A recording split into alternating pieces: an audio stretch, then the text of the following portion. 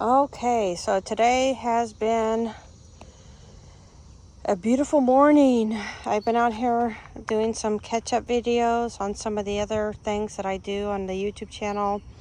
My outside garden, my outside orchard, and today I'm going to go ahead and do a little video update on the rose bushes, the rose plants, my rose area. And as you can see, all of these over here that have the cages, I ended up having to put protective barriers around my roses because when the rabbits come from down there up here now, because there's fence down there, they have been munching and eating on my roses. And yep, I can't have that. So this is not a salad bar for them to eat. They have a whole lot of grass and all other kinds of stuff to eat, but not my roses. And how I knew they were doing it was because this first rose bush here had a little flower that was coming up like right in here. And the next day I came out to check on it and I was like, where'd the flower go? And I could see little bitty nibbles on the leaves and the flower was gone. So I actually had to Google and find out, yes, rabbits and all the other kind of critters will eat roses and rose petals. And yeah, so I had some extra fencing and made little cages. It's nothing beautiful and perfect right now. It's just enough to keep the rabbits and stuff off of them, so that way they can still get sunlight and whatnot. But I do have to buy some pest spray. There's no rose flowers on them right now, but I don't want them to get eaten up by anything else. So I'm going to buy some either pest spray or use a little bit of Dawn dish soap with some water. What do you use to keep pests off of your roses and plants? Well, mainly roses. What do you spray on them, or what do you grow around them? Leave some ideas in the comments. Let me know about your rose care and stuff.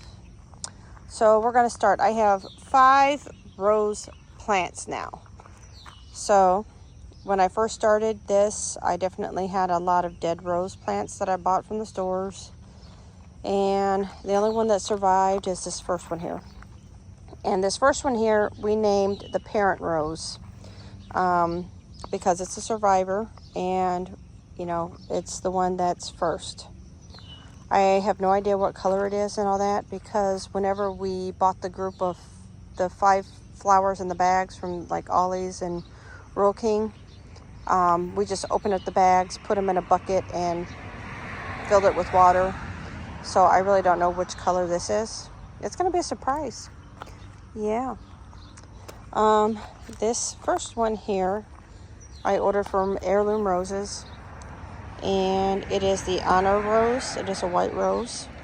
I had 4 roses ordered because I have 4 kids. 2 boys and 2 girls. So I have 2 white and 2 red.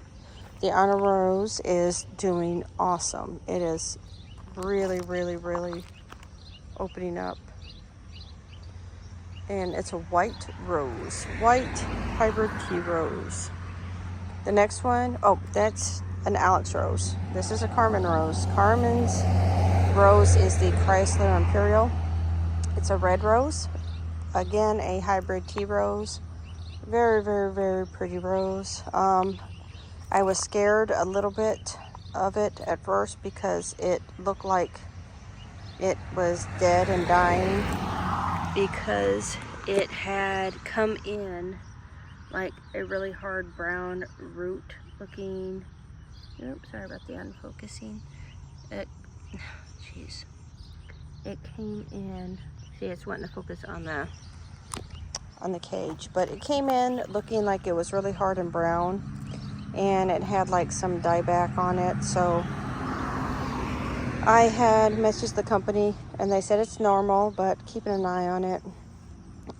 And then coming down here, we have the Firefighter Rose. This is a Sonia Rose. It's a red rose, also another hybrid tea rose.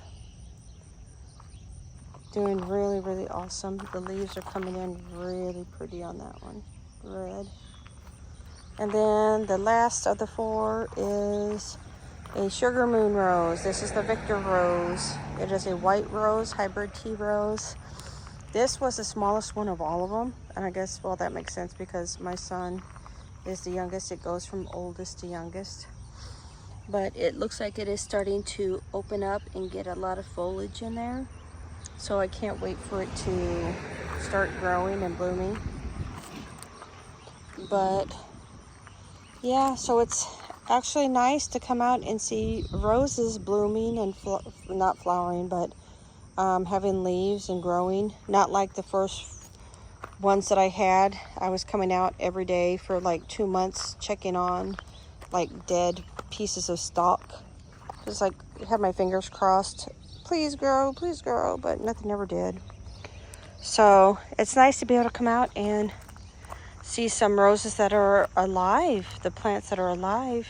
And I'll be damned if any deer or rabbit or whatever are going to come out and feast on them.